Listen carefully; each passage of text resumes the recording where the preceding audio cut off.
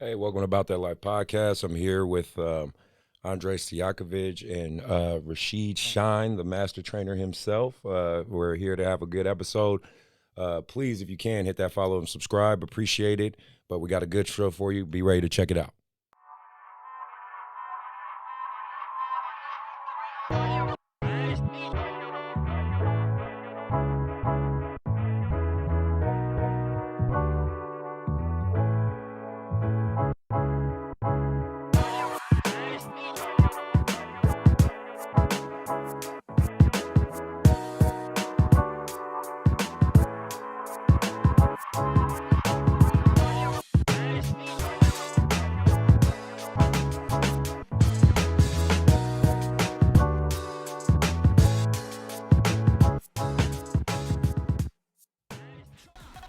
From the YBA Phoenix Fitness 24/7 basketball facility in Rockland, California, it's About That Life podcast with your host, Coach C. Collins and Coach MJ.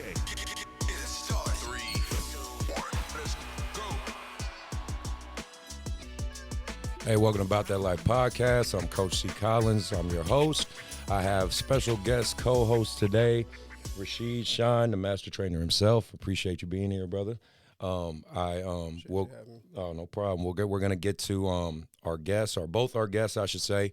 He Shine's here for a recurring episode. He did an episode before. We couldn't get to YouTube because we had technical problems, so now he can finally see his face and be on the YouTube side of it. And he's done a lot of great work since then. So we're gonna get more into that.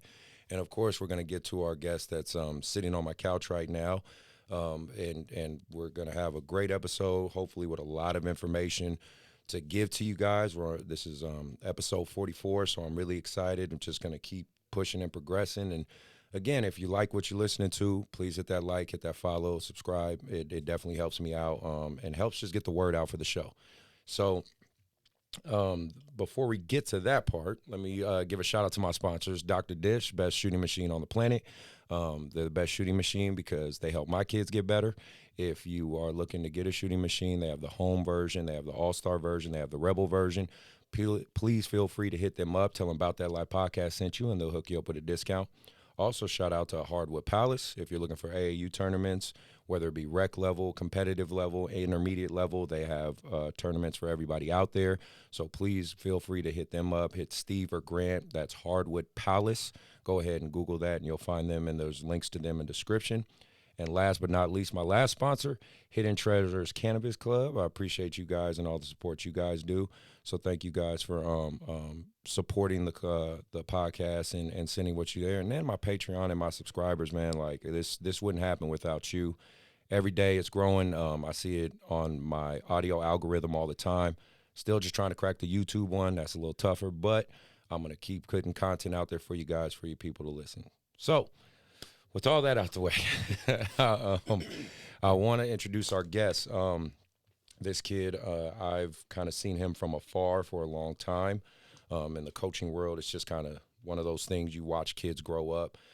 Tried to recruit him last year. I failed. But other than that, the kid's had a pretty good career right about now, high school career. He's at Jesuit High School, and obviously I'll let him get more into who he is and what he's about in this basketball world. But the biggest thing for this episode to me, I really wanted to talk about not only his journey, but the journey between trainer and player, because that's something that I don't think is delved into as much. I think with Phil Handy and Lebron, it's gotten more pushed to the forefront. But to really have an episode where a kid is on the cusp of his college career about to start and ending his high school journey and who knows from there is a great perspective to have. So without further ado, let me introduce Andrej Stojakovic. Appreciate you being here, kid. How you feeling today? I'm good. Thanks for having me. All right, man. Appreciate you being here. So I'll make this painless as possible. Like I told you, we're going to ask you some questions. I really want to delve into your guys' relationship. Always on the show, feel free, jump in, talk. You know, obviously you know the deal. You've been through this already. So just say whatever's on your mind. But I just want a nice flow to the show. I want people to know who you are. And I really want to highlight you two and what you guys have been through. Make sense? So First off, let's introduce who you are for those who don't know. You play at Jesuit High School. This is your senior year. You're a Stanford commit, correct? Yep. Okay. And then obviously the big deal that a lot of kids aspire to do, you became a McDonald's All-American. Congratulations to that. Let's give you applause. No, that's very cool. Tell more people about your career. I mean, of course, you could give people your stats and your numbers and all that, but they could look that up on Max Preps, right? Tell people want to know like your journey, right? Like where did you start? Where did you grow up? And obviously, we'll get into who your dad is and things like that. But tell us about yourself. Yeah. So I was born in Greece. Moved a bunch of times while my dad was playing. Moved to Sacramento in 5th grade, and then I guess from there I kind of tried a whole bunch of different sports. Okay. Playing basketball for fun. I played for a couple AAU teams, just trying it out, just for fun, nothing too serious. And then I guess COVID was kind of my welcome into the basketball world. I mean, for a lot of kids, it was like, it kind of, I don't want to say ruined, but it definitely didn't help a lot of kids at all. Yeah. With like the opportunities to play at different places and all that stuff. But for me, it was probably the turning point and what made me decide to pursue basketball full time. Okay. And how tall are you? Like 6'7", right? 6'7". Yeah. Okay. So he's a big guard. So, the first question I want to delve into, we'll get straight into AAU. So, your experience so far, and you kind of can reflect now because you're more towards the end of your journey as far as high school. Your AAU experience. What are some of the good points? What are some of the bad points? Yeah. I mean, probably the biggest point is. The best part of it is exposure. It's getting the chance to play in front of countless college coaches across the country. That's probably the best part. And I think that's probably the part that most players take for granted. Like, a lot of players don't realize how big of a deal it is to have all those college coaches come see you play. Very cool. And then anything negative or any whatever viewpoint you have? I mean, in my opinion, I guess like the only somewhat negative thing is it's not as structured as like high school or overseas. But for college coaches to see you play, like it's kind of free for all. Like you gotta showcase what you can do, and sometimes that's not running plays. Sometimes it's like doing your own thing out there. Absolutely. Well, like you said, it's about showcasing more so than like your high school teaches you system and structure, and obviously. You get more time, right? Because, again, I don't know, but I'm assuming even with the Compton Magic, you probably didn't get a chance to practice as much, right? No. But with Jesuit, you're practicing like 5-6 days a week, right? Exactly. So you get more details, right? So let's get straight into you two guys. Talk about your journey. How did you guys meet? That relationship, fostering, because obviously, like we talked about, that's something I really want people to kind of learn about, because again, in my outlook, just so you know, Dre, I mean, Dre, you don't know me, but just so you understand my outlook in basketball and stuff, like basketball for me really saved my life. Like I went through a lot of tough times and it's kept me going, you know what I'm saying? And I'm very, I'm a proud dad, I'm a business owner, like we talked about before the show. So it helped keep a lot of things on track for me. The relationships I've built through this game, have always been something I value very much. So I think the relationship between someone like yourself and him is something that needs to be talked about and showcased because a lot of people just don't know. It's just the details. They don't know. They see the highlights, they see the videos, but you know what I'm talking about. They don't know. So, you guys take the floor. Where we go? Yeah, we can start. So first of all, I met him through his elementary school, the coach there, which is, to me, in my opinion, he's like the GOAT of coaching. All right. being a human, you know, workout dude, Right. his name is David Ankrum. Of course, Yeah, Legendary everyone knows Coach name. Ank. If you in SAC, Legendary everyone name. knows Coach Ank. Yeah. So I used to go play at the lab and all that stuff, and that's where the connection came from. So I met Peja there. I used to Peja there, and then I met Andre there. But I used to train some of the teams at Country Day. Okay, yeah. Like I remember you talked about that yeah, before. he brought me in to Yeah. train them. And this one, he was like in 6th grade, 7th grade, when he was just kind of out there trying to figure it out. Yeah. And it's funny because when he didn't just come in a walking bucket? Like, no, dude, he was like a baby deer. Right. And when they was like, oh, that's Peja's son. Right, of course, you know. And I'm like, oh, man, that's dope. It's cool. He's so young. Yeah. You know, that don't really mean, like, Peja's obviously, he's another GOAT. He's a legend. Right, of I was course. like, damn, that's Peja's son. But then I was like, that's Peja's son? So, connection through there. And then one of my good friends, one of his closest family friends, Drake Yu. I've known Drake Yu for a long time, and he's a hooper and stuff, and he's seen me play and train, and he kind of solidified that connection because he's closer to their family. Nice. And then we started getting after it in middle school, here and there, and then really started his 8th grade summer going into freshman year. Yeah. So I mean, well, yeah. I mean, that's obviously how you met. But what helped you trust him? You know, and gravitate with him? Because I mean, that's a funny thing, especially with kids. Like, people don't understand it takes a village, but there's certain people obviously you build strong bonds with. So what on your side of it? Probably Coach David Ankrum. Okay. It was probably like, I mean, he wants nothing but the best for kids. So as soon as that connection happened, it was like Ank wouldn't, throw somebody like him at me to train me for no reason. Right. He knew it was best for me, and I guess like just being available and like the consistency of working out was probably the biggest thing, because a lot of trainers are like, like they prioritize like, I got to work out with this kid just as much as this kid, but they're not on the same level. Right. And all that stuff. But, yeah, the consistency was probably the main thing. So then for you, what age or grade do you think it really started to click for him? Kind of from as the trainer from that? Because, of course, you see the progression, sure. Mm-hmm. But where did you, see it like, okay, he's getting it?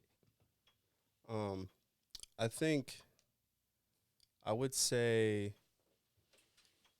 probably the end of freshman year. Okay.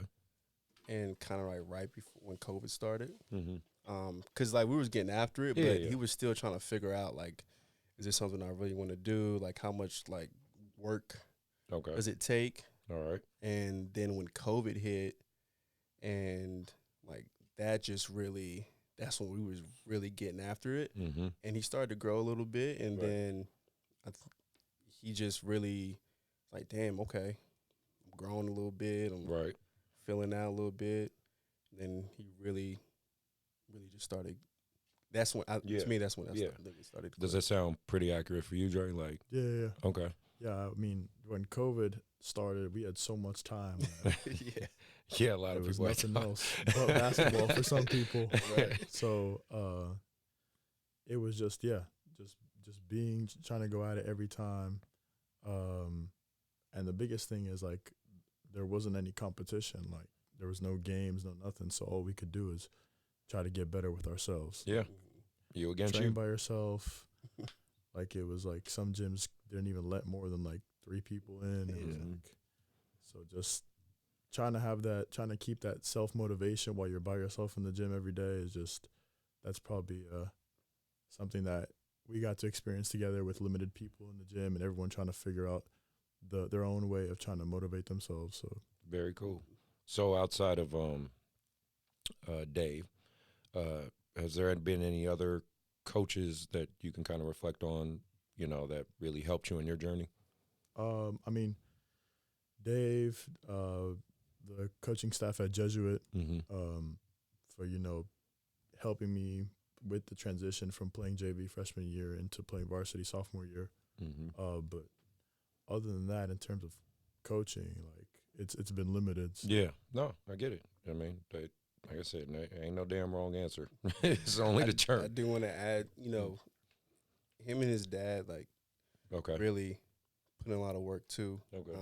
Paige is, old school and like I can imagine about the work, So, and I've said this before. It's like all just through my experience as a skill development trainer, all my top players that have been successful. I mean, I've been a huge part of that, but at the same time, they were self-motivated and they stay in the gym, whether it's with them or by themselves or with their dad or, even with their mom or whatever. They've done the extra work. Right. And I think Peja has showed Dre, like, instilled that in him. Like, you come work out with Sean, work out for an hour and a half, 2 hours, that's not enough. Of course. David Ankrum, same thing. That's not enough. You got to get your 500,000 makes up. Yeah. The boring stuff. The boring stuff. Yeah, right. Of course. But so Paige has done a lot, and then definitely he's got some time in with Gus Armstead and his guys. With those bigger guys bumping around a little bit, right, of course. And I think that's huge. Like, I'm not gonna sit here and take all the credit because it's like you said, it's a village. Yeah, always. So I just wanted to make sure I put those other. Well, it's perfect because you said that segues right into my next question. It's almost like we talked about this, but no. Funny enough, that was not scripted, y'all. That was actually just all because I did want to talk about obviously with your dad and I was here in Sacramento when he played for the Kings, and I got to watch and witness that team, with him, Mike Bibby, Vlade, Bobby, like just how great they were. You know what I mean? I was here in that moment. I'm a Warriors fan, I'll be real with you, so we sucked at the time, but I was living out here, going to college myself, going to JC and playing JC ball, so I got to witness it. So. Funny how life works, circle back and sitting with his son. So that's pretty cool. That's super dope. But obviously for him and the expectation, and this is, so I call kids like yourself legacy kids, right? The Scottie Pippen Juniors, Kenya Martin Juniors, Gary Payton Juniors, just in general, right? Just you guys have fathers who got to play at the highest level of basketball. Yeah. Let's just get that elephant out the room, right? Some it goes very good for, like let's say Kobe Bryant, God rest his soul, but clearly he pushed it to the max, and his dad, was an ex-NBA player. And then, of course, you have players like Michael Jordan's kids who, played college and whatnot, but you can obviously see they got burnt out and the pressure got to them, right? For you, how have you handled that, like, in itself, because the comparison's going to be there, I'm not going to insult your intelligence, you're smart enough to understand, like, I know who my dad is, you know what I mean? How have you been able to manage that? Yeah, I mean, there's definitely positives and negatives to it. Obviously there's like pressure, but there's also a stereotype of like things being given to you. So I think like with that comes you get exposure, all eyes on you. But adding on to that, it's also like, all right, all eyes are on you, but everyone is now looking at the details, like, what are you doing wrong? Right. Like, you can be as good, but because you got so much attention and all this pressure, like, people are going to try to nitpick whatever you're doing wrong. And like they're waiting for you to fail. Exactly. Yeah. Exactly. Because funny enough, so I had Danielle Barnes on my show, which is Matt Barnes' sister. Yeah. And her son, he's doing football now, but at the time he played basketball. Yeah. And even he would catch shit just for being Matt Barnes' nephew. You know what I'm saying? Like, he's not even, like, that's not his kid. Like, that's just his nephew. And he would catch a lot. Yeah. So, I can only imagine, man, like, being, directly a son. And you have a younger brother as well, correct? So do you think he's Do you think he wants to walk the same path and play basketball or whatnot, or do you think he might gear towards another sport? Yeah, I have no idea. He's still trying to figure things out. He's playing everything. Okay, no, that's good. That's perfect. That's perfect. Yeah, but he definitely loves playing basketball. He loves watching basketball. He's on YouTube all day watching highlights and trying to like imitate the moves outside. So. And what grade's he Sixth in? grade. Sixth grade. Okay, so he's walking that same. What advice would you give him if he was, sitting right here? Like, what would you tell him? Probably just like, just don't try to, like copy everyone's path. Mm-hmm. Like just kind of like do you, I guess. Yeah, because I look at your game and your dad's game, completely different games. You guys don't play the same. You know what I mean? You're more. I would classify more. And again, the NBA, obviously, you have roles. So he had a role with the King. So, but I would say more his role was, a spot-up shooter. Yeah. Right, your role to me is more of a scorer. Yeah. Right, like you have more of a knack to create your own shot. Yeah. So I think that's a pretty cool parallel as well. Like even though you got the genetic material, right, you're still finding your own way. And so my question for you, in conjunction with that, you've obviously seen his mental growth. Mm-hmm. And how MJ's big on that side of things, right? And shout out to MJ. He's just not here because he's busy. He's not off the show. Shout out. But he trainers we help through that process. I think a lot of people don't realize that component of it. Yeah. Of course, we do the physical stuff, the cone drills, the tennis ball drills, blah, blah, blah. Yeah. But they don't know that we really have to, like, work up here, right? We're almost like borderline psychologists sometimes, right? And for your side of it, watching him go through his ups and downs, what's the mental side you could say you've seen grow for him? Yeah. I think he's taken everything, like, very subtle. He's never too high or too low. Okay. The people that he has around him, like his close circle, they're the same way, never too high or low. Right. I'm not too high or low. And you can kind of read, like with him, I can read how he's feeling. And I always, like, all my guys, they joke me because at the beginning of every session, like, yo, how you doing? How's your body? How you feeling? I just always said, they actually would say it before I say it, because I understand that mental, and then again, at least in my opinion, from what I've seen outside looking in, Peja's never, at least in front of me, have said anything to him or forced him to kind of be something. Right. He's allowed him to kind of choose his path, how he wants to do it. Nice. At the beginning of our training career, as we started training, I met with Peja. Like, he was, like, serious about it. We met at Starbucks. Peja loves coffee, by the way. He loves his coffee. Surprise. We met, and I had my notebook. He had his notebook, and he just pretty much just asked me, like, what can I do for him? Like, he's heard about me, right? But what can I do? What do I see for Andre and, all that stuff? Because he didn't have to go through all this. No, of course not. And he was, super humble. And even in workouts, and I tell people this all the time, our first workout and all the workouts that he's there, like, Peja would rebound. Nice. Rebound, chill. He might say a little something just to kind of get him going, like talk some mess to him. Right, of course. That's a dad thing. Yeah. But it's super cool to see, like, someone like Peja who, in my opinion, is going to be a Hall of Famer. Yeah. You know what I'm saying? Yeah. Like, he's just humble. Like, he's just like, we're just about this work. Right. So I think that helps, and it just shows, like, who his family is, and it just shows in him. Like, you don't really have to do too much. Yeah. And he's been pretty good at being vocal about who he wants to be and what he likes and what he doesn't like, what he wants.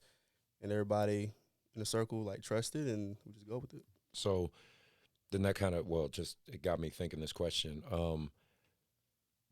Did Peja let you do your job? Like, Absolutely. Be his trainer?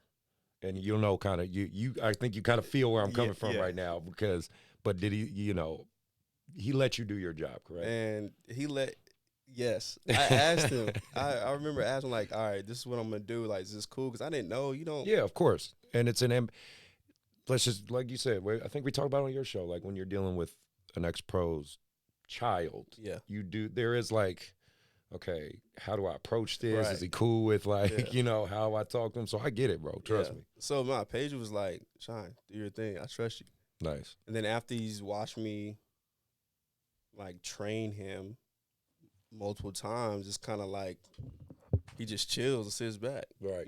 Which is for me, that's the honor to have someone again like himself to respect me as a trainer, skill guy with his son that's been at the highest level. Yeah. So he let me do his thing. Like he just literally let me do my thing. See, and I circle back with that because, parents, unfortunately, in the SAU world, and now that you're old enough to really see what's going on, and this is just more or less our world and what we deal with on the business side of it. But, you'll have a dad or a mom who's an engineer try to tell us we don't know what the hell we doing. They're like, you don't know what you're talking about. It's like, oh, okay, if you say so. I think I know a little bit about it, but so for all you guys listening out there or watching on the YouTube, just learn that. Like if you take your kid to a trainer, and he or she is doing their job, just let them do their job. You don't need to. That's like taking your car to the mechanic and then, are you sure that's where that goes? Like, are you just like your mechanics gonna be like, okay, you fix the car then, Right. So I just wanted to, wanted to definitely get that one out there. So then, you're committed to Stanford. Yep. Congratulations. Thank you. You looking forward to that? Yeah, 100%. All right. So I have to talk about it. Yep. Isa, right, is there, and that's true. That's two Jesuit kids you're attached to. I mean, I feel like Jesuit should put you on staff right about now. I don't want to be on staff, but I do. I feel like they need to with give the you a team. thank you, a plaque, something at this point. Did you produce two high caliber athletes like this? Just saying, just throwing that out there, Jesuit. But no, so did you get a chance to talk to Isa, or I'm sure you guys know each other, whatever. Did that weigh in a little bit on your decision or anything, or did you just kind of fall in love with the campus? Or I mean, in terms of like basketball, it didn't affect the decision at all. But it was kind of comforting knowing that I'm gonna have someone that I'm close to, and know they're with me. And just like as a freshman, you go through all kinds of stuff. Yeah, you starting over, kid. You about to find out fast. You starting over. Yeah, exactly.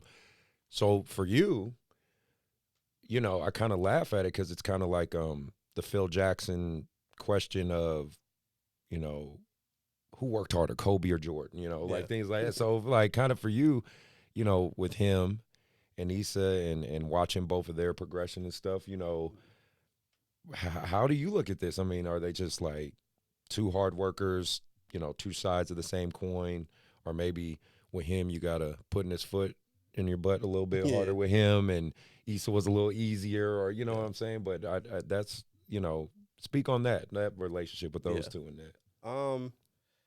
I would say Isa, like, I mean, I was with Isa like since he was 10. Yeah.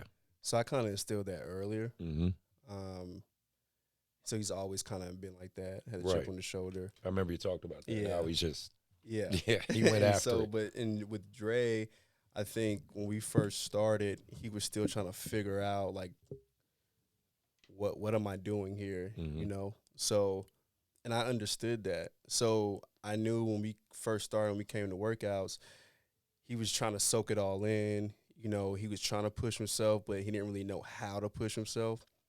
And it took some time to really get him to like constantly push himself. Okay. But it was never like, yo, you're not working hard enough. Right. It was he would work hard, but then it's like, how do you get to that second gear? Right. That third gear. Okay. And that's the only difference. Okay.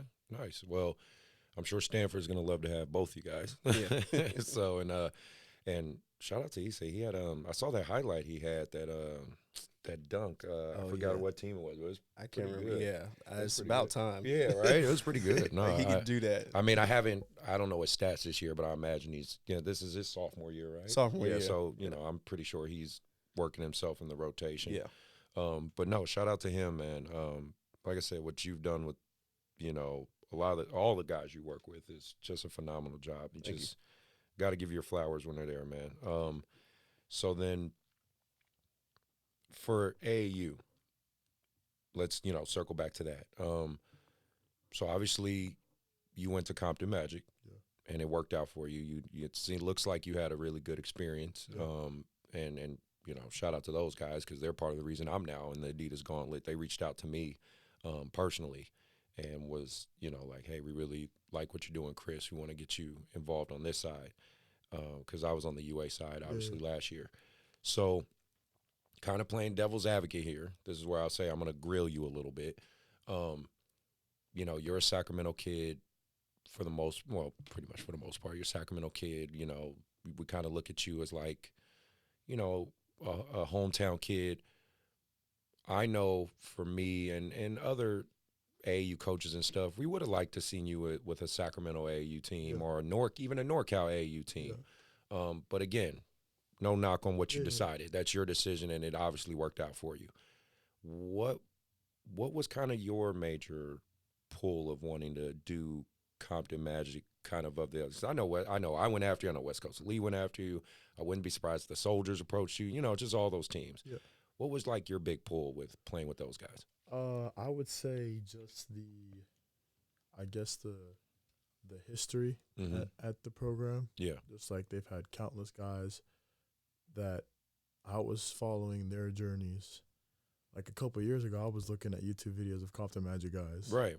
And those guys took the same steps. And I think they do a really good job of keeping that structure of like, we're going to recruit kids, but we're not just going to get a bunch of like guys that can be potential 5-stars. We're going to build around certain guys. Okay.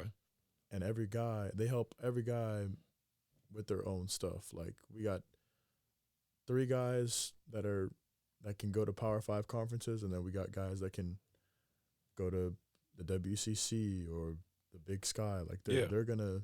Like, either way, you're getting an education and you get to do what you love. So it's a win all around. Yeah. Okay.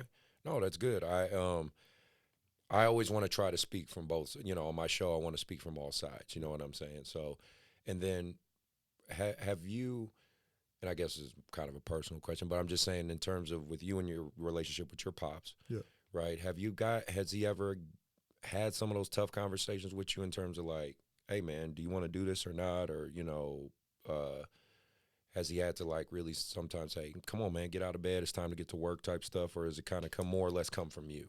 In the beginning, I would say like he pretty much allowed me to figure everything out. Okay. Just like, like if you really love basketball, like you got to try to figure out yourself. I'm not going to like force anything so that was probably the best part about it. Mm-hmm. But for sure, like sometimes there are days when like you lack self-motivation and you just need that push. No, that's cool. Just because, again, I think I like to unpack that stigma.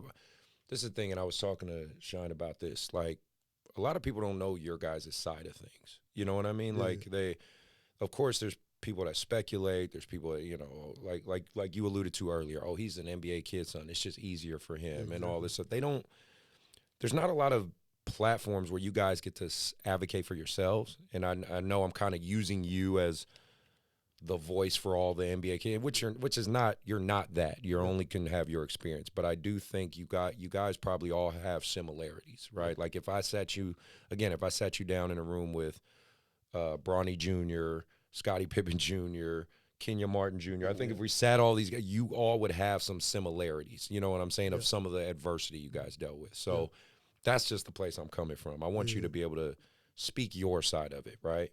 So I spoke with on a different note. I'm collaborating with Ryan from Touch Shooting with some AAU stuff, and he's giving me some kids so we can put them on the Adidas platform. Like I'm trying to word this correctly. What was some of the adversity you dealt with playing on that triple SB circuit? Like, you know, obviously a lot of kids want to play at the highest level. We don't get necessarily always an opportunity to talk to kids fresh after playing at the highest level. Yeah. You know, what was some of the hurdles that you went through? And if you know of some of the hurdles he went through, kind of that he talked to you about, you know, both you guys feel free to talk about it. But I want you to really not just talk about your experience. You could say, oh, yeah, we flew here, we did this, they paid for this, I got this gear. But I mean, that's the obvious stuff. Yeah. Tell me about, like, the games where maybe you were, like, not playing very well, or you were in front of colleges and you felt like, oh, man, I'm really nervous right now. You know, I want that side of it. Yeah. You know what I'm saying? I mean, the biggest part was, like, getting out of the local stuff and going to a program like that where all of a sudden you're playing in front of 100 college coaches at your game. Not only is that pressure, but it's also, like, at least for the program I was in, like, we had 3 guys that are going to Power 5 conferences, and who's going to be the guy? Right. So we had to learn, like, your role changes, right? The role changes. We had to learn to play together. We had to understand that sometimes it's going to be this guy having 25, sometimes it's going to be another kid having 25. It's like whatever, and they're all about winning. Like, as much as they want what's best for the kids, like, you got the only way the program goes up is about winning games at the circuit. So absolutely. Did you build, like, connections with some of those guys and stuff 100%. like that? All right. Yeah, but probably the biggest hurdle is just having to understand your role. Mm-hmm. Sometimes it's easy for players, and sometimes it's hard if you're used to being the main dude at your high school, and all of a sudden you're at a top program. It's like sometimes for some kids it's hard. Yeah, well, and that's welcome to college. When they get to college, that's exactly what's going to be. Sean, did you have anything to piggyback on that or seeing that?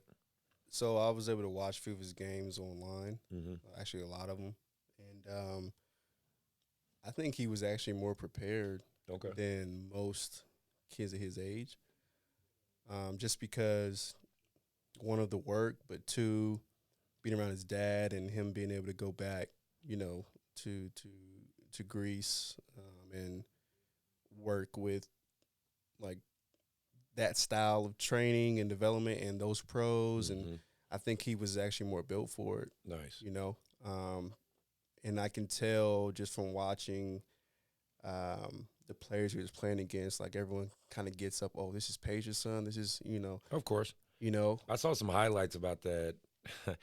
Just not to cut you off. No, it just clicked when you said that. So, and you probably didn't even see, like, you know how social media is. It's Instagram. It is what it is. So anytime if a kid even had a remote success against you, like, they were posting about it. I'm just being real. Like, I know for you, you're probably like, who cares? Like, you're focused on your path. But, you know, as an observer, because I wasn't coaching high school or anything at the time. I was just coaching my kids and running stuff here. So I'm seeing the high school highlights. This was your junior year. I mean, if a kid scored 1 bucket on you, they made like 20 different highlights of that 1 bucket. And I'm like, they're like, oh, he's not that good. I'm like, wait, what? Like, he just scored a basket. Like, you know, like, yeah, he can get scored on like anybody else. I could have, you know, so it. And it's funny because it'd be like people's parents doing it. Yeah. Like, so I'm like, okay, so is your logic is if your son was able to score 2 points on him, you could score 2 points on Peja? Yeah. Like, is that your logic? You know what I'm saying? So I don't know if you saw any of that stuff, but I would see stuff like that on his side sometimes. I would hear stuff. I didn't really see. I wasn't really looking at all that. Yeah. A lot of people, it's funny, like, when he does something and it's all over social media, like, most, like, even like my other players, people will immediately, like, send it to me, you know, text me, like, yo. And because I'm with them all the time, and, again, I'm, like, very even keeled. Like, I'm always thinking, like, what's next? Yeah. It's like, yo, that's dope, or, okay, that's cool. Oh, yo, he got scored on, or he got dunked on, or it happens. Not that happened to Dre, but it's like, like, it's basketball. Like, what are we talking about? Exactly.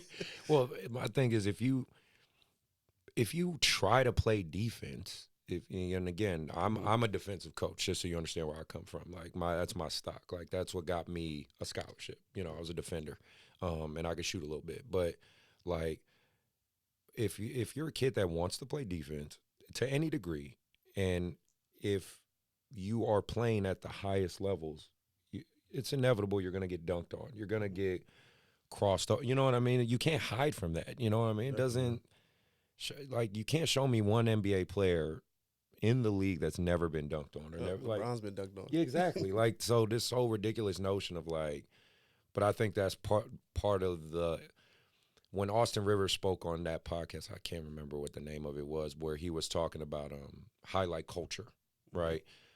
Unfortunately, you're growing up in it, right? But I don't know if you saw that video where he was saying guys who got highlights back then, like you didn't pay for that, like you got that, you know what I mean? Like you had to earn it. Yeah, you had to earn for someone to want to highlight you and showcase, you know. And I said it, you know, shout out to Simply, Ballers Bridge, all those programs, Ballers Life. It's nothing wrong.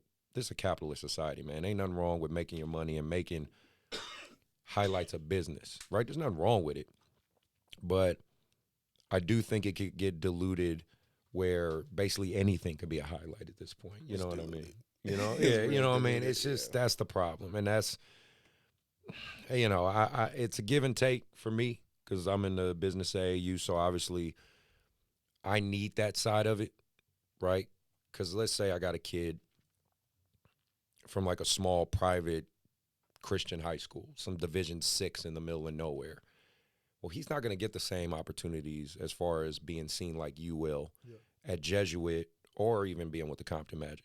So YBA needs to have something in place to give that kid a fighting chance, right? Yeah. So it's a good and bad to both sides, right? Mm-hmm. I think we all can be aware of that. I think it's funny watching the evolution of the game and watching. You know, I'm 40, man. It was just different for me back then. It's different, and I'm sure it's different for you too, bro. Absolutely. But I am. It's some good and bad to it, but I'm glad, you know, we're able to kind of see the evolution of it all. With it's my last question before we go into the next few segments, and shoot, we'll be out of here pretty soon. But like, there was a story I heard about you. And your dad, I can't remember if I heard it from him or it might have been from Todd from FIBA. And it was a good story, and it highlights a cultural thing that I just want to point out on this show. So just so you kind of understand me, I'm kind of a anti-reclass guy. You know, kids reclass a lot. Yeah. I'm not super anti-reclass, like, oh, you can't reclassify no matter what. Like, no, I'm not that. There's obviously times where it's appropriate. Yeah. But we're kind of living in a day and age where everybody's doing it. Mm-hmm. A lot of kids are doing it. Yeah. And I think it's becoming a problem. Like, I'm just telling you this as an AAU coach. I've gone to tournaments, like national tournaments in Portland. My 8th grade team is playing a team with 16-year-olds on it in 8th grade. 16 years old in 8th grade. That means they're about to start high school 17 years old. You know, that seems pretty crazy to me, right? You know, I think one of there's a kid, I can't remember the kid's name. I wouldn't say his name anyway because I'm not going to speak on a kid like that. But he's supposed to be one of the top 6th graders in the country. You know, how much you can rank a 6th grader, whatever. But so rumor is he's like 14, 15 years old in the 6th grade. You know what I mean? Like that, doesn't that seem a little, right, too much, right? So what I alluded to the story with you is I heard, especially like during the pandemic and stuff, your dad took you back to Greece and he kind of spoke on it to have you train and play against basically grown men, you know, grown men and like pro athletes or whatnot. Is that true? Did he do that for you? I mean, as long as I've been living in the U.S., I would go back every summer to spend time with family and stuff. But the last 2 summers, my dad took me and just had me train with the U19 team. Yeah. And all that stuff just to get a feel for, like, grown men, like just like playing against them. And I'm sure they beat you up a little bit. Exactly, And, and right. over there, they make you pick up full court. Like it's crazy, and the physicality. You're gonna get hit by 2 7-footers in the same possession, screens, everything. Okay. And it's like it's different. So it's something that like a lot of high school players don't get to experience. So that was probably super helpful for getting into Compton Magic, and just being able to hold my own. And so that's just kind of, well, that kind of ended right there. But in terms of, but you know how I feel about this, man. Like, you know, we talk about it. I wish more parents and people did that. Not, you know, not necessarily fly you to Greece, but in terms of, you know, to get the best out of yourself, you play up, you know, you don't play down.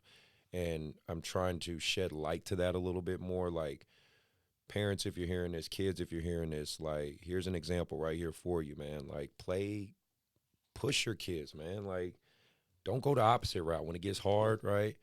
I mean, I'm sure you've had hard coaches, or, you know, coaches that had pretty high demands of you, you know what I'm saying? Like, it's easy to just quit and walk away, right?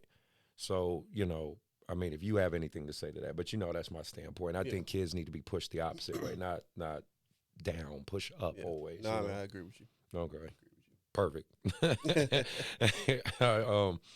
So before I forget this question. So the McDonald's All-American deal, that's exciting. How are you feeling about doing that, like, and playing in that game? Pretty excited? Super excited. All right, good. And, like, I looked at your team. You and Bronny going to be on the same team, right? Yep. Yeah, so how exciting is that? Have you met him? I mean, have you guys we played against each other once. Okay. Compton Magic against Strive for Greatness. But I got to talk to him like just a little bit. But I guess it's exciting. Yeah. Having me, Bronny, and Jared all on the same team. Jared McCain. Oh, wow. Oh, yeah, I forgot that. Wow. Just yeah. I guess it's gonna attract a lot of attention. Oh yeah, it definitely is. Those type of guys on the team, but it's cool. I'm just looking forward to play against all those guys and just You got you going into it with any expectation, or you just gonna go like, hey, I'm just gonna let it rip and see what happens? There's practice before, like all eyes, like NBA prospects, NBA scouts are there. Mm-hmm.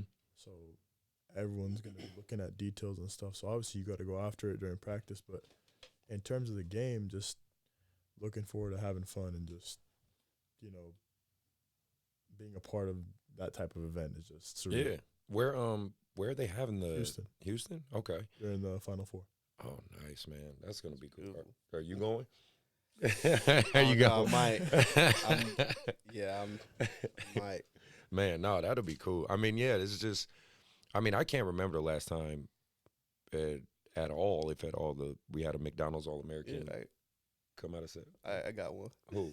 Jordan Brown. Jordan Brown was a Mc? Yeah. I didn't know he was a McDonald's. I didn't know. Bro, I didn't know. Because I didn't know if he was a McDonald's. I remember when he was at Wood Creek. Yeah. Then he left and went to Prolific. So I didn't know. Oh, yeah. Outside of that, I didn't know anything else. All right, well, there we go. So Jordan Brown and then Marcus Nelson. Well, yeah, I know him. Yeah. But I'm talking like when's the last time? Well, that's like in the last 7 years, 10 years. Yeah, so that's what I'm saying. Marcus was like a minute ago, Yeah, that's what I'm saying. Like, you two are the most recent in recent basketball. No, and like I said, that's exciting stuff. Like watching NBA players' kids go out there and get after it like that. I think that's gonna be pretty cool. That's a unique situation to be in. So, that'll be great to see. So I want to move on to hot takes. Couple things. Oh, I try, man. I try. You know, gotta. You know, people listening to us talk. Gotta break it up a little bit, right?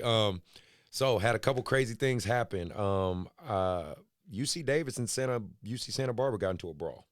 I saw that today. Yeah, thought that was interesting. You see that, dude? Yeah, don't fight. Try not to get into any fights. Yeah, it got pretty crazy. So Yeah, it's and that's why I was kind of gonna segue and talk with you guys about. Something about this year in hoop. It's been a lot more physical, to say the least, to me. Like you had Donovan Mitchell getting to that scrap with and then Austin Rivers. Yeah, like and there's been some women's college, and again, I don't know why, but it just seems like this year there's a lot more hostility. And I guess it's not necessarily a bad thing because I'm a little old school. I do like to see I ain't gonna lie, I like to see you guys compete. Yeah. You know, like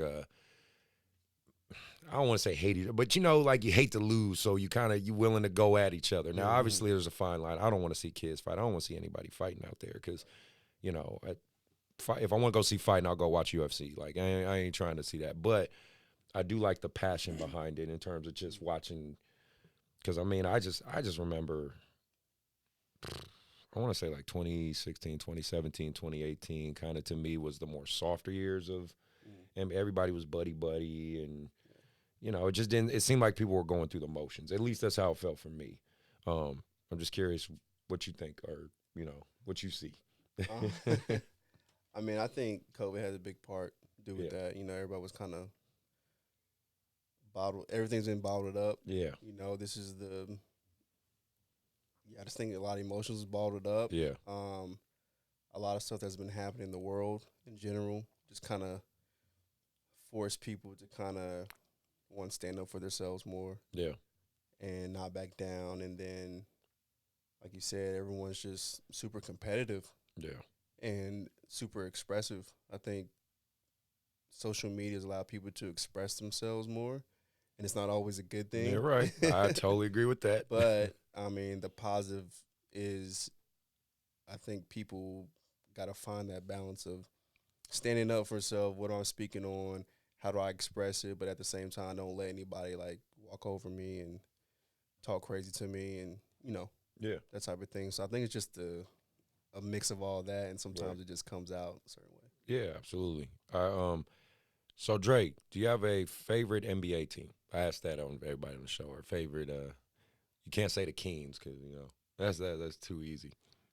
I love Dallas. I love watching Dallas. Okay, all right, perfect. So then, yeah.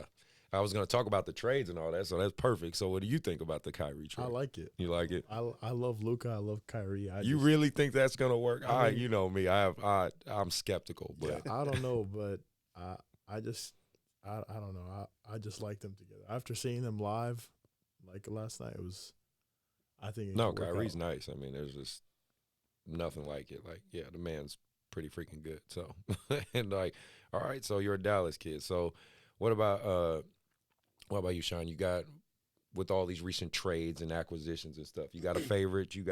I still got my Warriors winning it all, so, you know, I'm biased. So. Well, I'm not a bandwagoner, so I stay.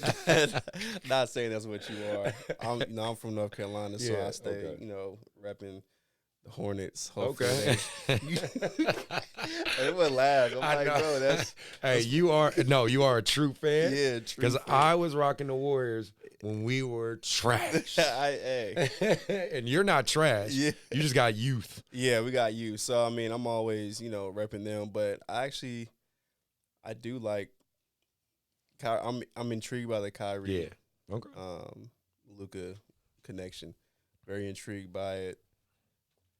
Outside looking in, doesn't look like it's going to work as, when you just hear those two names together. Right. But I think, anything's possible, So I'm excited to kind of see how it develops. I'm glad I'm not the head coach. Let me just put it like that. Because I'm not figuring out that algorithm.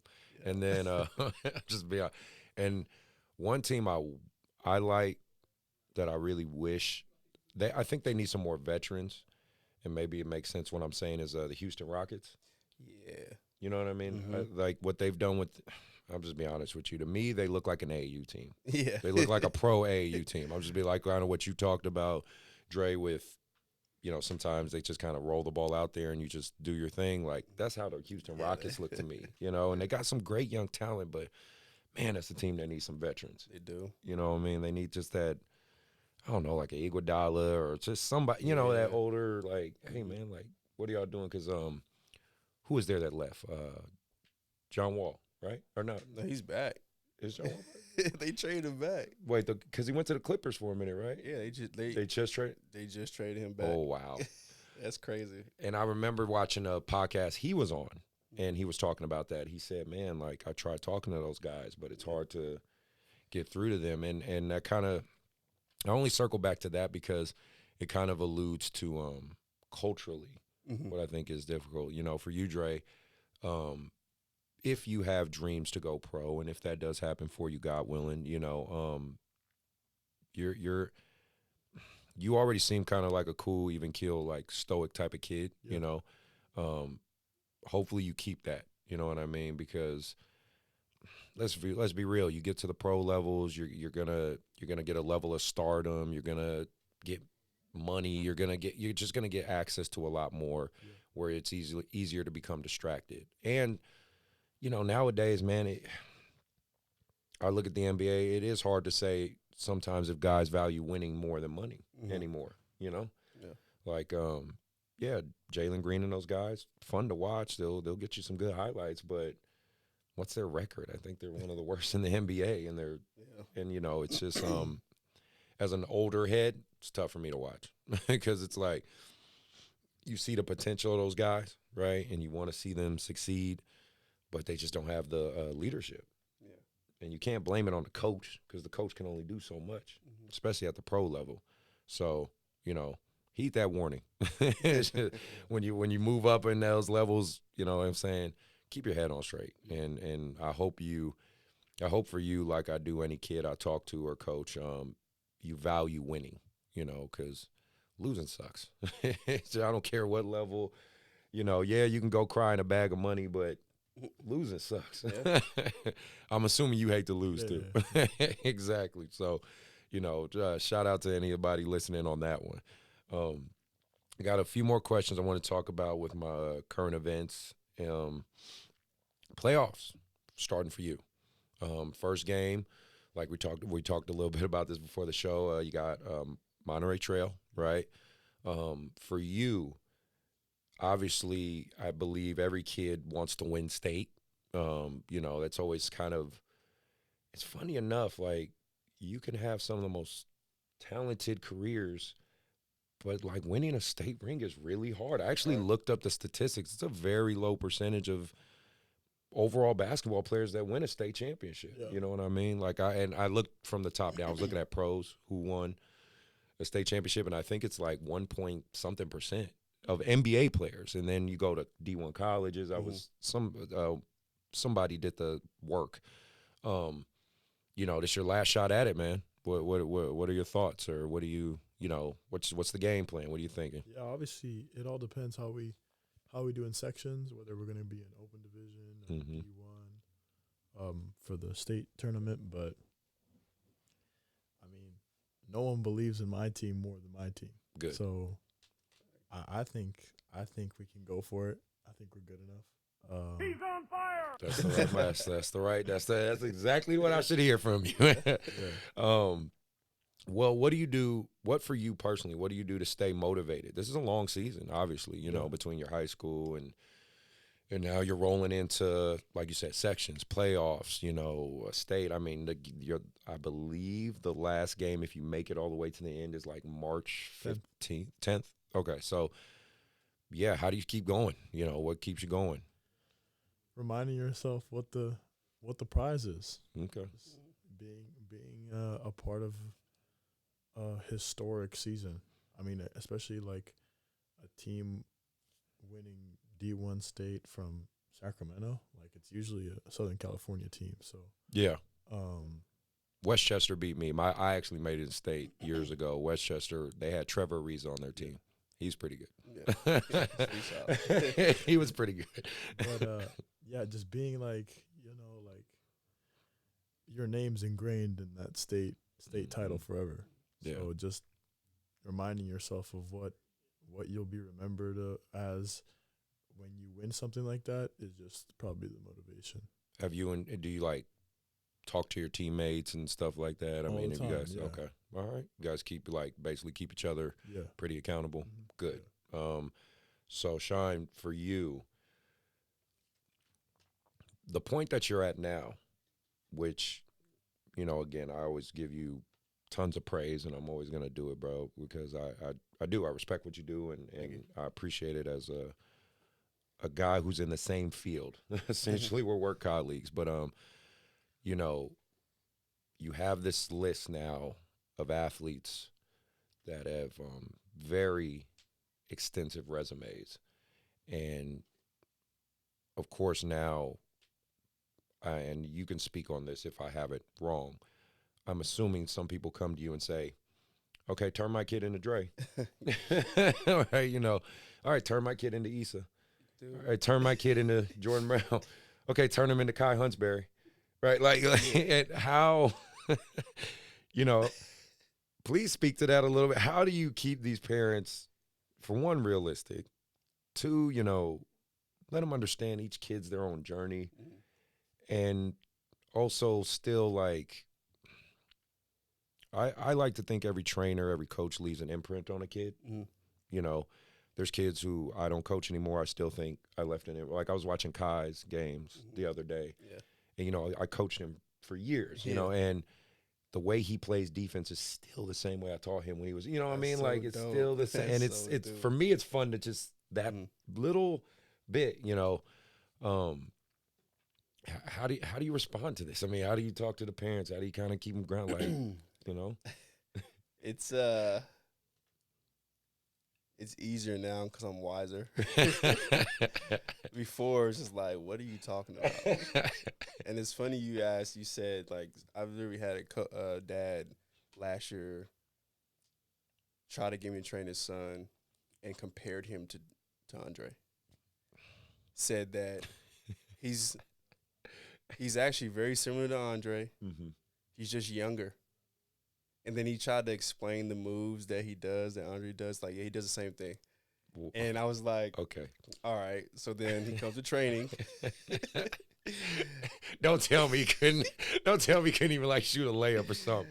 Dude, he came to training, and it was just, like, just total opposite, man. It was just. Bruh. So I found ways to express that. The realistic. Sound effect. I am. I got a sound effect just for that. Yeah. Let me see. Stop the cap. Is that what you said? Yeah. That's what I said in my head.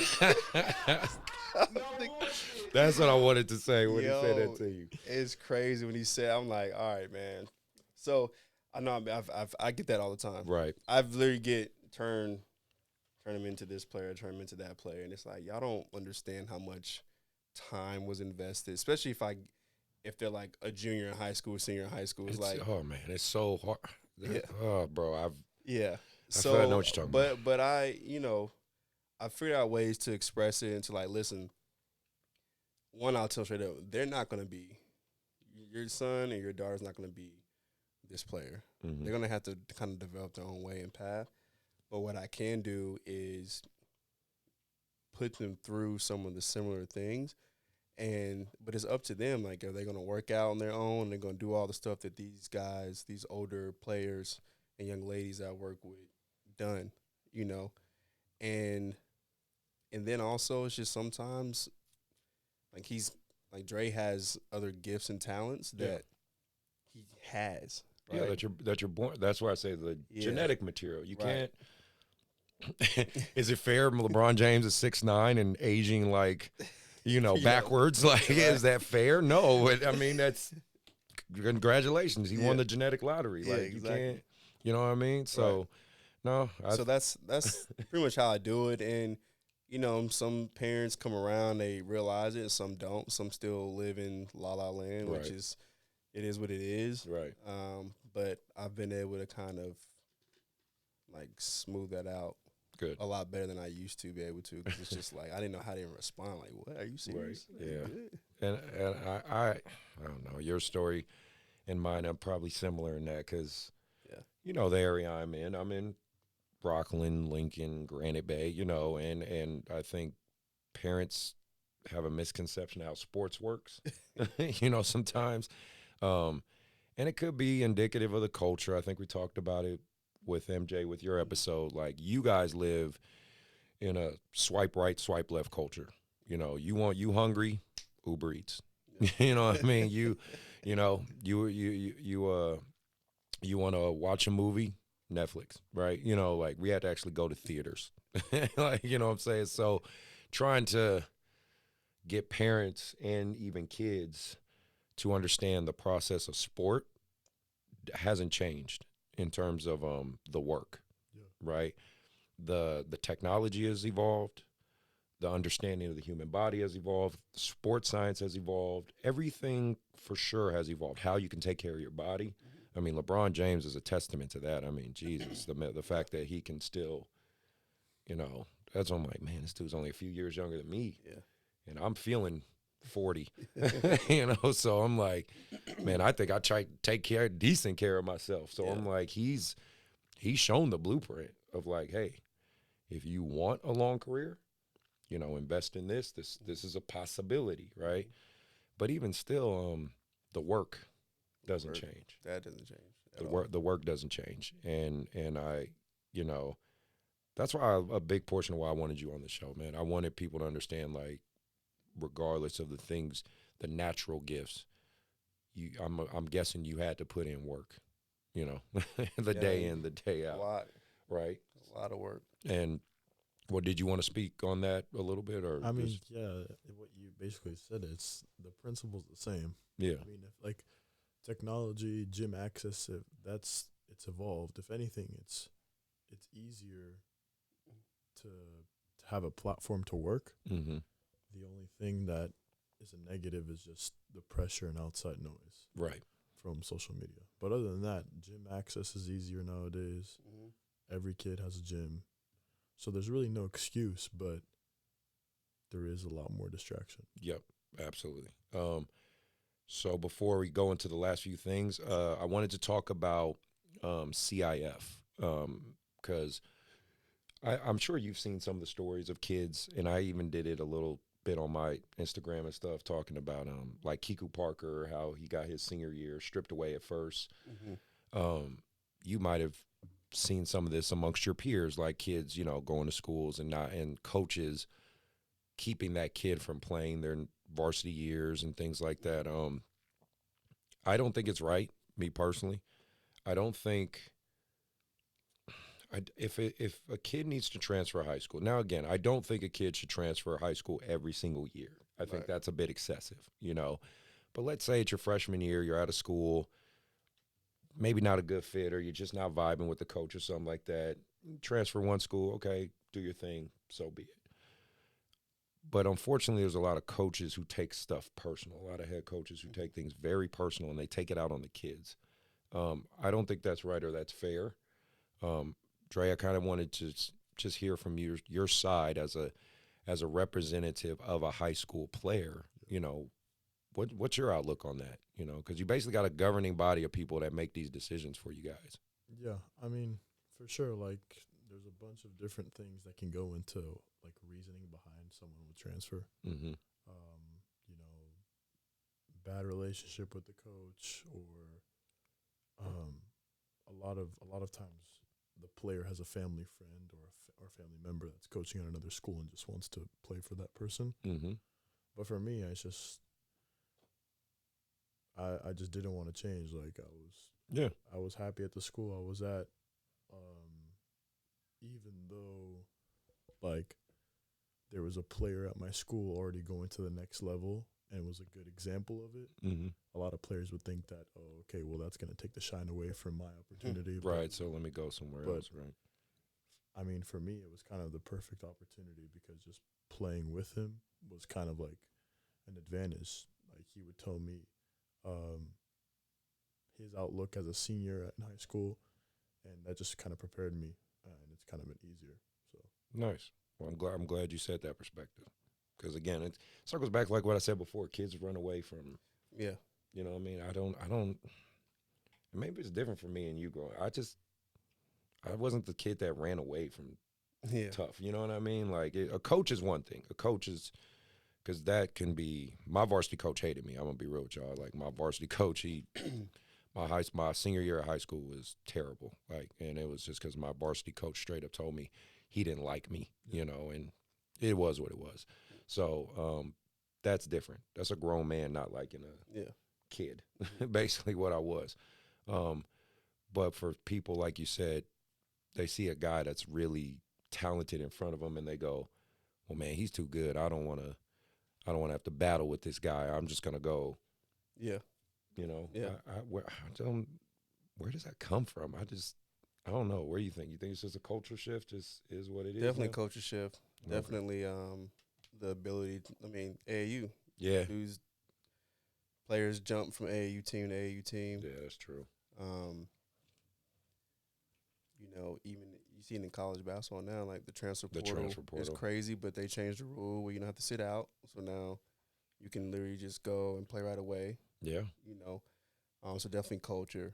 Piggybacking on what you said about the kids transferring to CIF, not allowing these kids to play, like I hate it because, like Jerry said, there's millions of reasons why they transfer, whether me as an adult agrees or disagrees.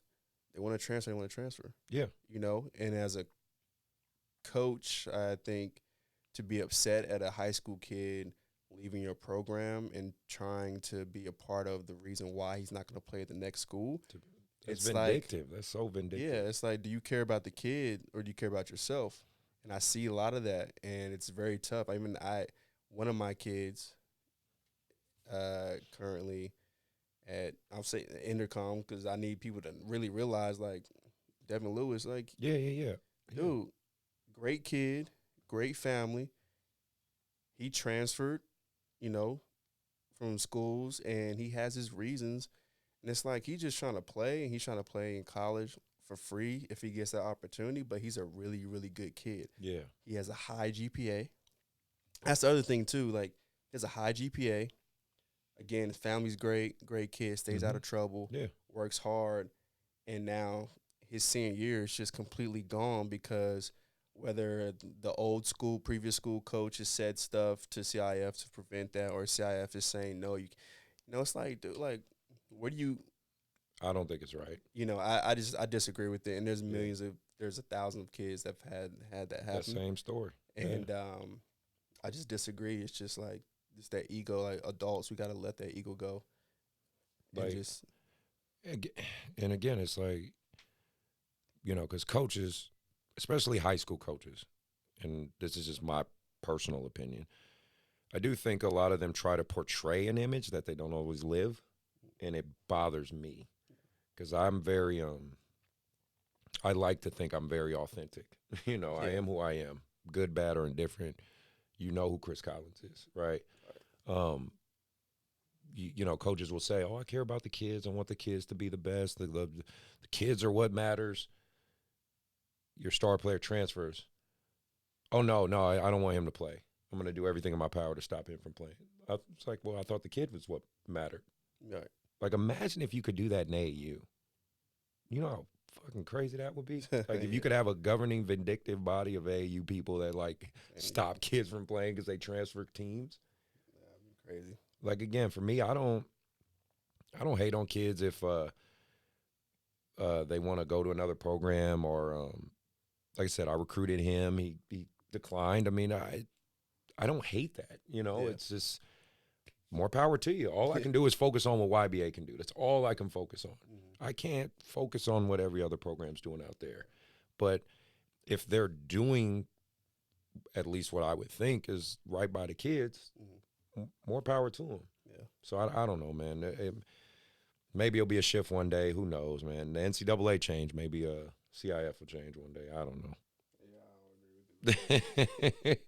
Crazy. I got. Huh? Yeah. My bad. His yeah. pager was hitting him. I was like, yo, just let him know. Yeah, we got maybe like 15 more minutes and get him out of here. Sorry about that, man. No, don't apologize. He's a kid. School night. Yeah, no, I know. I just want to make sure. I got like 2 more questions and then we're good. Yeah, that's all good. So that's why circling back with varsity coaches having issue with trainers and AAU coaches. I don't know if you've ran into that. I know I have. Yeah. You know, they kind of criticize or critique. Dre, I'm curious as a player, have you experienced that? Like and again, I don't know your coaches at Jesuit. I mean, I know a couple of them, like the freshman coach, but I don't know like your head coach and stuff like that. But have you ever ran into high school coaches that seem to have an issue with like trainers or AAU coaches, or they've been pretty chill for the most part? Obviously, there's like coaches like that are against training with skills trainers during the season. Mm-hmm. But other than that, yeah, okay. Well, you're one of the lucky few because I'm telling you, I've dealt with, and I've said them by name on the show. You know, like I'll say it right there, like Taylor at Rockland High. Oh, he can't stand me. He like literally tells his kids like, and his best kid, like the best player on his team right now, Mark. I coached him since 6th, 7th grade. Yeah. Like, and he'll sit there and say to him like, you know, Chris, he don't know what he's talking about, or you know what I mean. Like they take little jabs at me through the kids, right? And I don't know where this stems from. I don't get it. And my whole take is, coaches, you do realize we're in the same field as you. We just want to see these guys enjoy the game of basketball and grow in it. I don't know if you have any experience or stories you want to share, but I have a lot of stories, but experience wise, I mean, obviously Jesuit is it's all love there. Yeah. Coach, I mean, yes, definitely. Coach Kelly, like he's super dope. Allowing me to come in actually with Isa, but I've also trained previous players at Jesuit even before Coach Kelly was there. Mm-hmm. But I would say there's other schools where coaches kind of are a little hesitant or against it. And I honestly think it's just because, one, they don't know me personally, and two, they've probably had an experience with another trainer. Yeah. And unfortunately, because Sacramento's so small and some trainers aren't as professionals as others, I would say. Absolutely. I agree. And it just takes one to kind of, you know, affect the rest. And I'm even experiencing that now with coaches that just don't know me. They just hear trainer, Sacramento. Oh, he's like so-and-so, so-and-so, and so-and-so. Yeah. Versus them really knowing who I am. And another thing, too, I'm not really big on social media. Yeah. So I'm not all out there. So that's another reason why they don't know me. And I don't know if that's like good or bad thing, but I think it stems from that. And unfortunately, until coaches are open to actually speaking with the trainer, which I've actually tried to talk to coaches, but they just, even when, I don't know if they know who I've worked with, but I'm sure some of them don't know. And then if I mention someone's name, they might be like, oh, okay, wait a minute. Right. You know, Yeah. or they could be like, oh, you didn't really work with him. You probably just. He just came to one session and you just say, it's an interesting dynamic because the basketball community is like any other sports community. Like football, they have their own thing. Baseball, soccer, volleyball, they all have their own plus and minuses. I just know for me, I created this platform because I'm trying to bridge some of these gaps and tear down some of these misconceptions and walls. Because again, like maybe a varsity coach listens to the show and he finally gets to hear your side of it and hear who you are. You know what I mean? And hopefully that opens a door. And then like for you, maybe a kid hears your side of things and because again, they're that kid that, is in a small high school somewhere and they think like, man, I'll never get a chance. But then they hear like, oh, Dre had to work his ass off too. Yeah. He had to work hard. He had to put in the work. You know what I mean? Like, okay, I'm doing the right thing. You know what I'm saying? Like that's the whole premise of why I think it's important to have these dialogues. You know what I'm saying? Mm-hmm. The only last question before we get out of here is another AU question.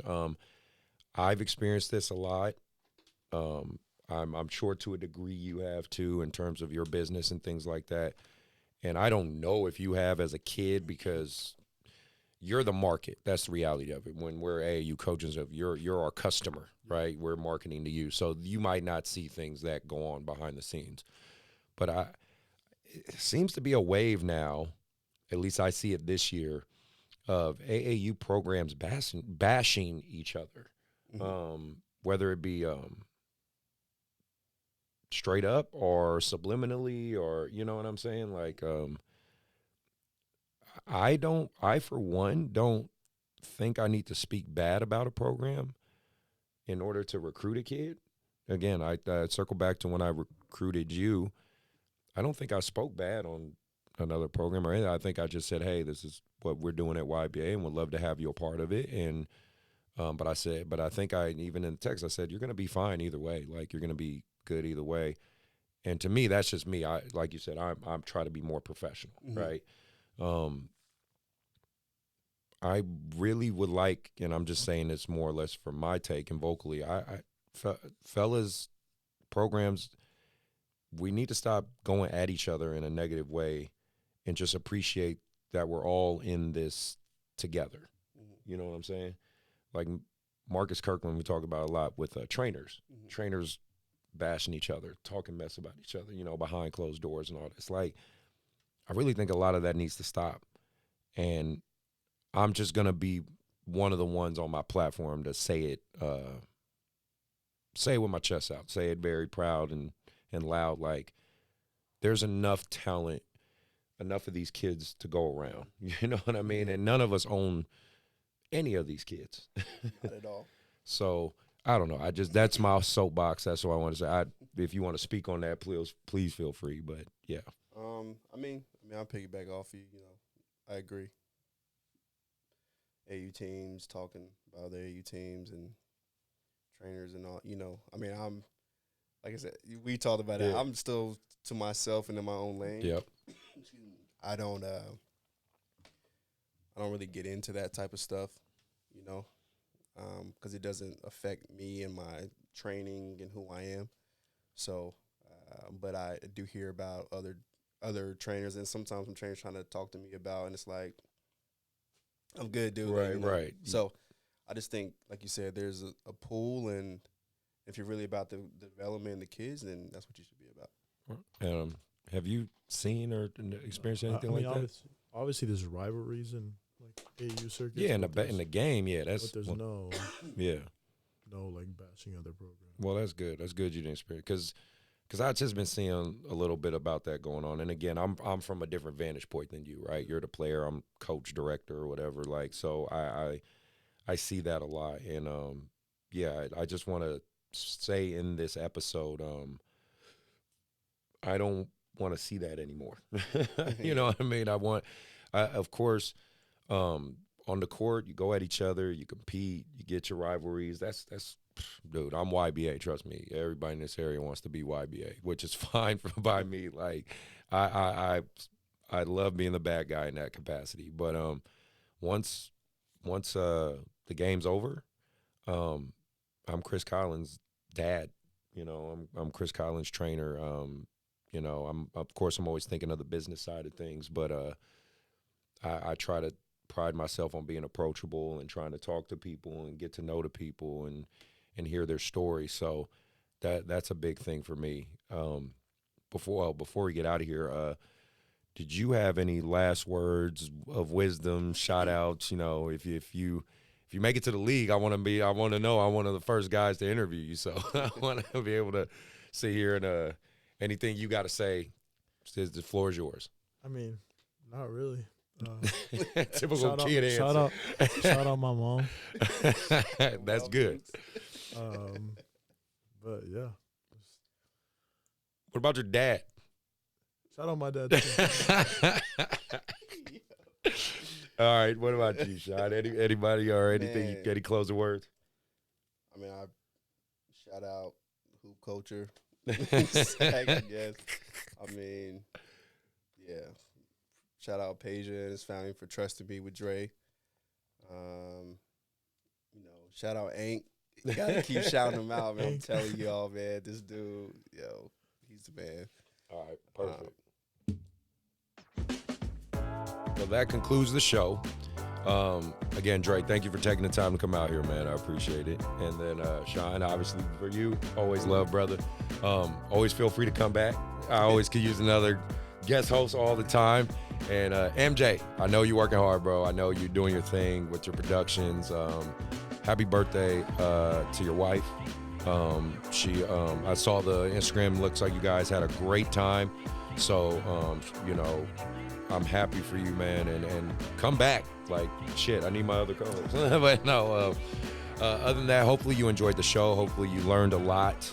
I want to keep bringing out good guests for you guys. Hopefully this Tuesday, I will have the head coach of Sac State, Coach Patrick, here, sitting on his couch. We want to talk really in depth about the transfer portal so kids can really get a grasp and understanding of how they have to approach AAU recruitment, because it's not the same. It just isn't. And you guys have to learn to adapt. We as coaches and programs have to adapt. So, you know, hopefully that episode, I can give you guys a lot of information to help you guys navigate where to go, what to do, how to do it, because obviously I'm here to try to help you guys live your dream. If you made it all the way to the show, all the way through, you're a real one. Do the HBO special, help a brother out, and maybe hit that subscribe and that notification button. Keep trying to crack this YouTube algorithm, but thank you for those on the audio side who keep listening, because I am getting tons and tons of downloads on that one. So I'm going to keep bringing this information to you and good guests. Again, thank you guys for being here. Appreciate you big time. Everybody be safe, and we are out.